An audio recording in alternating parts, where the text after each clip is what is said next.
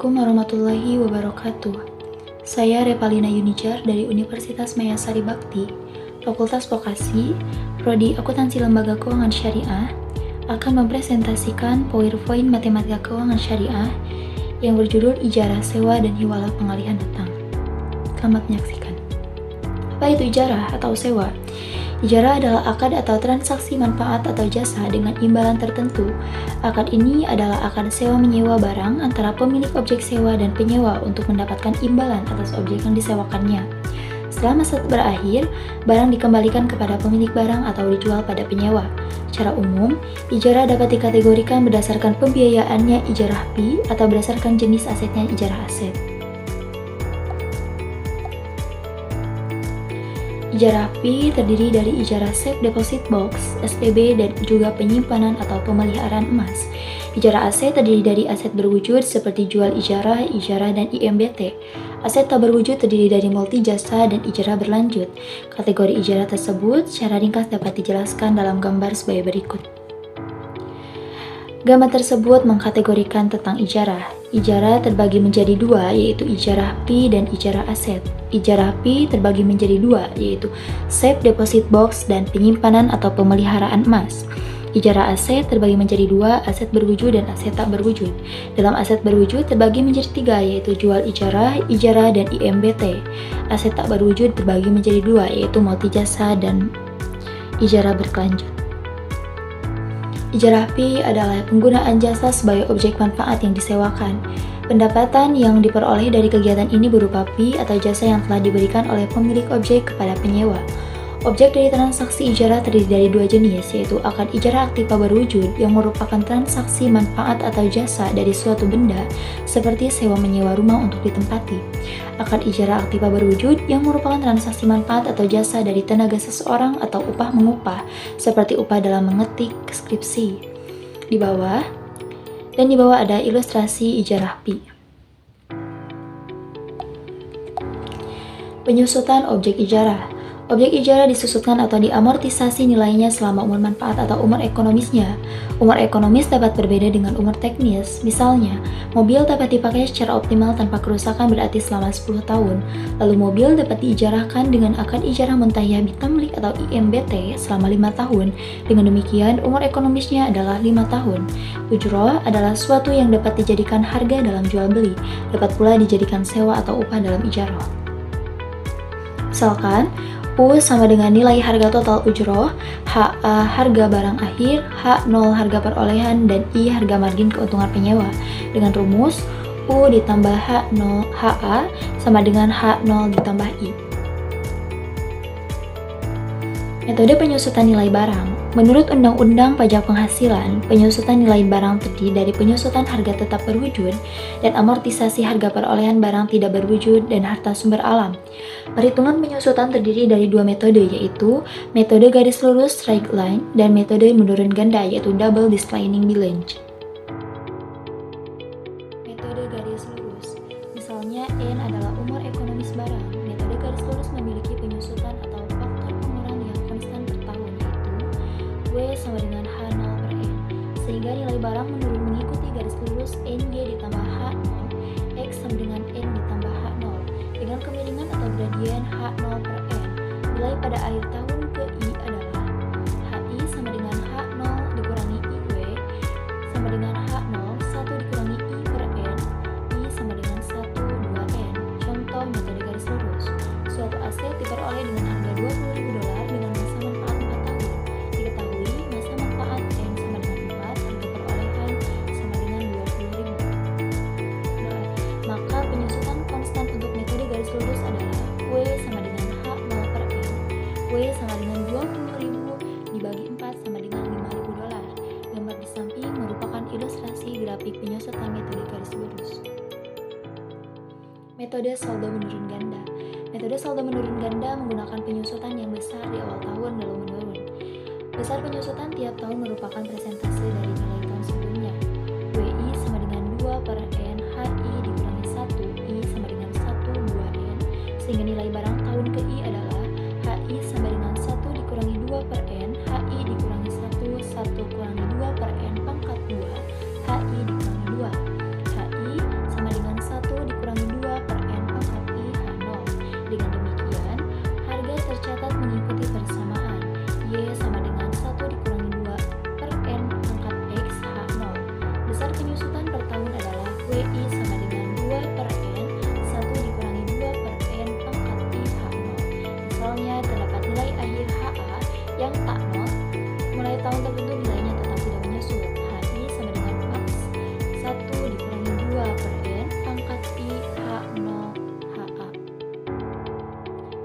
samping ada gambar ilustrasi grafik penyusutan metode saldo menurun ganda. Contoh 2, metode saldo menurun ganda. Suatu aset dengan harga perolehan 20.000 memiliki masa manfaat 5 tahun dan nilai air sell face value 4.500. Hitung besar penyusutan dan harga air pada tiap akhir tahun pertama sampai kelima. Besar penyusutan jika untuk metode garis lurus WG sama dengan 1/5 dikali 20.000 sama dengan 4.000, 20% per tahun. Jika menggunakan metode saldo menurun ganda, WI sama dengan 2/N. Besar penyusutan tahun pertama 2/5 dikali 20.000 sama dengan 8.000. Nilai akhir tahun pertama 20.000 dikurangi 8.000 sama dengan 12.000. Besar tahun penyusutan tahun kedua 2/5 dikali 12.000 sama dengan 4.800. Nilai akhir tahun 2 20.000 dikurangi 8.000 dikurangi 4.800 sama dengan 7.200. Besar penyusutan tahun ketiga 2/5 dikali 7.200 sama dengan 2.880. Nilai akhir tahun 3 20.000 dikurangi 8.000 dikurangi 4.800 dikurangi 2.880 sama dengan 4.320 lebih kecil dari 4.500. Jadi nilai akhir tahun 3 45 adalah 4.500. Akad muntahiyah bitamlik. Akad muntahiyah bitamlik adalah akad ijarah dengan opsi perpindahan hak milik objek sewa pada saat tertentu sesuai dengan akad sewa, sehingga objek sewa akan menjadi milik penyewa. Dalam akad ini, pemberi sewa atau lesor disebut mu'ajir dan penyewa atau lesi disebut musta'jir, sedangkan uang sewa atau rent money disebut ujrah. Ada dua bentuk al-ijarah al-muntahiyah bitamlik, IMB atau IMBT, dalam jual beli. Dapat pula dijadikan sewa atau upah dalam ijarah. 1 hibah, 2 janji wa'ad untuk menjual. Sekarang akan menjelaskan apa itu hibah dan janji wa'ada untuk menjual. Hibah, transaksi ijarah diakhiri perpindahan kepemilikan barang tanpa pembayaran harga jual karena penyewa mampu membayar sewa relatif lebih besar, sehingga akumulasi sewa di akhir periode sewa sudah mencukupi untuk menutup harga beli barang dan margin laba. Janji wa'ada untuk menjual, transaksi ijarah dan janji menjual barang objek sewa dengan harga tertentu. Penyewa mampu membayar sewa relatif kecil sehingga akumulasi nilai sewa sampai akhir periode sewa sebelum mencukupi harga beli barang dan margin laba. Apabila penyewa ingin memiliki barangnya, maka ia harus membeli barang itu di akhir periode. Fatwa MUI mengenai IMBT sebagai berikut. Harus dilakukan akad ijarah antara pemberi sewa dan penyewa mu'ajir musta'jir. Akad pemindahan kepemilikan baik melalui jual beli maupun pemberian hanya dapat dilaksanakan setelah masa ijarah selesai. Janji pemindahan kepemilikan di awal bersifat tidak mengikat wa'ad. Apabila janji akan dilaksanakan, harus ada akad pemindahan kepemilikan di akhir masa ijarah. Dibandingkan dengan ijarah, terdapat perbedaan perhitungan dengan IMBT. Besar penyusutan per tahun dari objek IMBT menggunakan metode garis lurus adalah W sama dengan 1/M H0 dikurangi HA. Misalkan N sama dengan masa manfaat, M lama sewa pada IMBT, H0 harga beli untuk penyewa IMBT, HA harga nilai akhir ini. Nilai buku objek IMBT tahun ke I diperoleh sebagai berikut. HI sama dengan 1 dikurangi I/M H0 tambah I/M HA. Dengan menggunakan metode saldo menurun ganda, besar penyusutan tahun ke I adalah WI sama dengan 2/M HI dikurangi 1 dikurangi HA. Nilai buku objek IMBT tahun ke I diperoleh sebagai berikut. HI sama dengan 1 dikurangi 2/M pangkat I, H0 ditambah 1 dikurangi 1 dikurangi 2/M pangkat I. Contoh, suatu aset sebesar 500 juta dengan masa manfaat 8 tahun akan disewakan dengan menggunakan akad ijarah atau IMBT. Apabila dilakukan IMBT, lama sewa 3 tahun, nilai air senilai 200 juta dan harga jual 250 juta. Penyusutan nilai per tahun menggunakan ijarah metode garis lurus adalah sebagai berikut. Diketahui N sama dengan 8 tahun, M sama dengan 3 tahun, HA sama dengan 200 juta. Besar penyusutan dari ijarah W sama dengan H0/N sama dengan 500 juta dibagi 8 sama dengan 62.500.000. Besar penyusutan dalam IMBT, W sama dengan 1/M H0 dikurangi HA. W sama dengan 1/3, 500 juta dikurangi 200 juta sama dengan 100 juta. menjual mobil dengan harga perolehan 180 juta dengan masa manfaat 5 tahun dan nilai akhir kelima adalah RP0. Apabila masa sewanya 3 tahun, tentukan penyusutan nilai dan ujroh harga sewa dengan menggunakan metode garis lurus untuk ijroh dan IMDT. Angsuran per bulan yang mengandung margin keuntungan 4.500.000 untuk ijroh dan 5.500.000 untuk IMDT. Harga beli diberikan bank untuk penyewa adalah 36 juta. Diketahui N sama dengan 5 tahun, M sama dengan 3 tahun, H0 180 juta, HA 0. Besar penyusutan dan nilai buku dari garis lurus menggunakan rumus W sama dengan H0 per N, 180 juta dibagi 5 sama dengan 36 juta. Nilai buku I sama dengan 123, HI sama dengan 180 juta dikurangi 36 juta, hasilnya 144 juta. Untuk IMDT, besar penyusutan per tahun dan nilai buku per tahun, W sama dengan 1 per M, H0 dikurangi HA, W sama dengan 1 per 3, 180 juta dikurangi 0, sama dengan 60 juta. Nilai buku I sama dengan 123, HI sama dengan 180 juta dikurangi 60 juta, sama dengan 120 juta. Tabel tersebut menjelaskan atau menerangkan tentang ijarah dan IMDT dengan metode garis lurus. Keterangan harga perolehan ijarah 180 juta, IMDT 180 juta. Masa manfaat ijarah 5 tahun, IMDT 3 tahun. Masa sewa ijarah 3 tahun, IMDT 3 tahun. Penyusutan per bulan ijarah 3 juta, IMDT 5 juta. Angsuran per bulan ijarah 4.500.000, IMDT 5.500.000. Nilai buku akhir tahun ketiga ijarah 72 juta, IMDT 0. Nilai buku akhir tahun kelima ijarah 0, IMDT 0.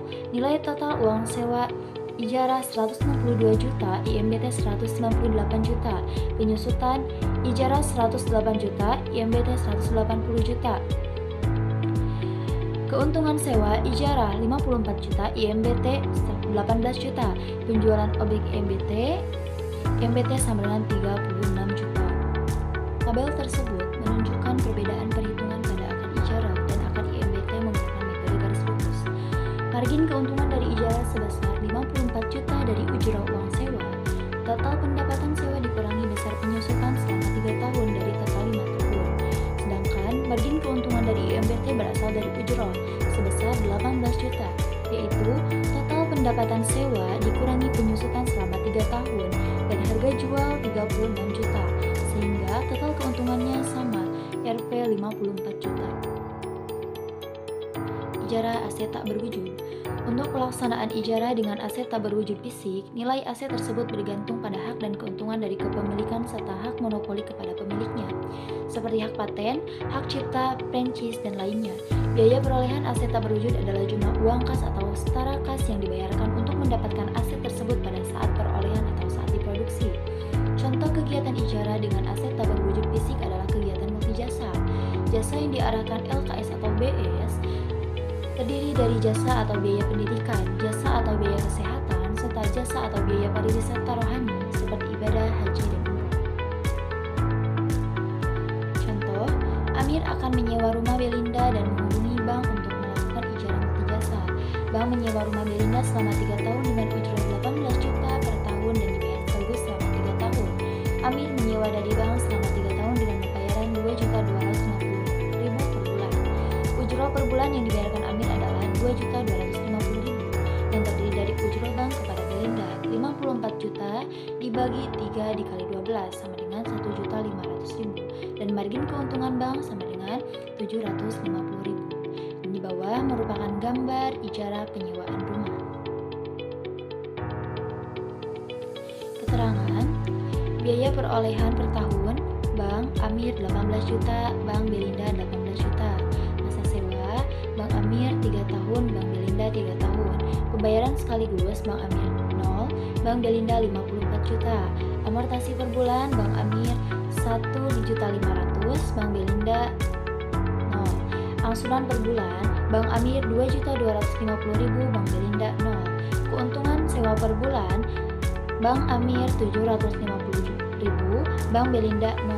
Nilai total uang sewa Bank Amir 81 juta, Bank Belinda 0. Keuntungan sewa 3 tahun Bank Amir 27 juta, Bank Belinda 0. Sudahlah atau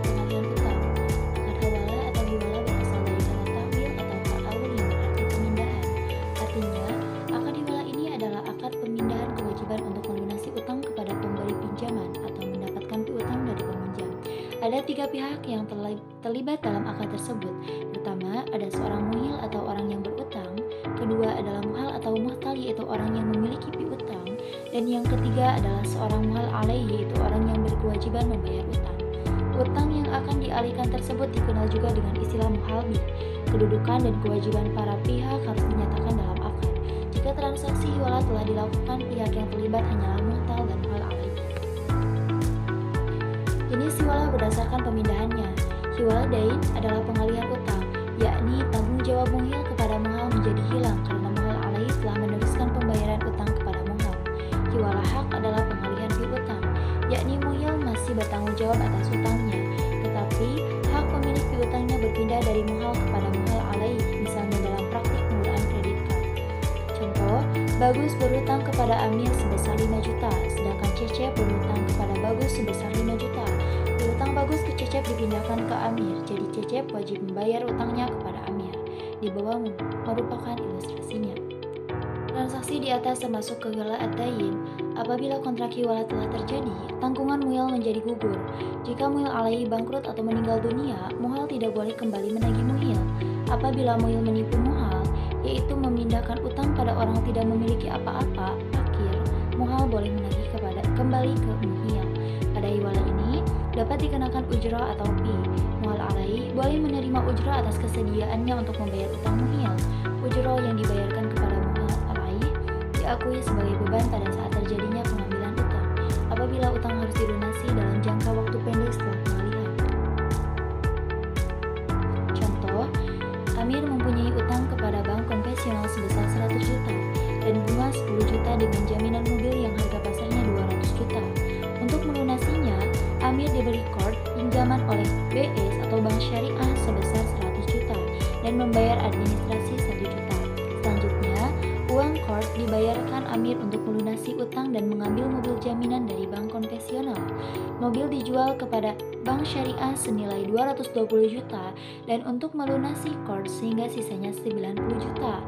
Mobil dijual kembali oleh bank syariah kepada Amir dengan uang muka 90 juta, sisa penjualan mobil, dan sisanya bank syariah memberikan pembiayaan murabahah sebesar 110 juta dengan margin 10 juta dan diangsur selama 22 tahun.